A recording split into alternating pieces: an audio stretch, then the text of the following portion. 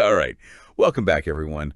We're going to do a deep dive today into the fascinating world of Agile. Always fascinating. Specifically, Yeah. how these Scrum teams out there can adapt and redefine that, Right. Scrum Master role. Absolutely. We're using Project Management for Project Managers by Orlando Casabon for this one. Oh, a good one. So yeah, think of this whole thing as like fine-tuning, like an engine tune-up.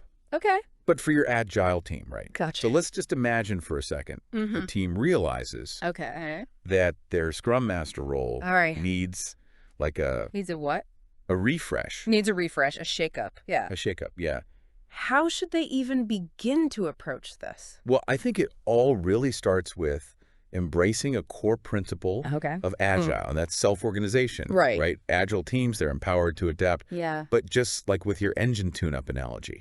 You don't want to go in swinging wrenches around without a plan. Yeah. You're You're going gonna to break something. You're going to break something for sure. Yeah. So where do you begin with this? Right. Like, is it tempting to just go straight to like Sure. a project management office Yeah. or just not even talk about it? Yeah. I mean, those are two things that come to mind first. Right. But doesn't that kind of go against It does. everything Agile's supposed to be? Yeah, because calling in the PMO, Right. it kind of defeats the whole purpose of having a self-organizing team, right? Exactly. They're just bringing in Right. basically a manager to tell you what to do, Right. and then sweeping the issue under the rug. Yeah. Well, that just delays the inevitable. Okay, so we want to empower. We want to empower, Not dictate. Exactly. So maybe bringing it up during the daily scrum Uh-huh. is not the best move. I don't think so. What do you think? I think the daily scrum is kind of like a quick pit stop. You're focused on the tasks at hand, Right. what roadblocks we're facing. Immediate stuff. Immediate needs, yeah. Yeah. It's not really designed for these deep dives into roles. Okay, so if the PMO's out, Yeah. and we're not going to talk about it in the daily scrum, Right. when does this conversation happen? I think the perfect place for this is the sprint retrospective. Okay.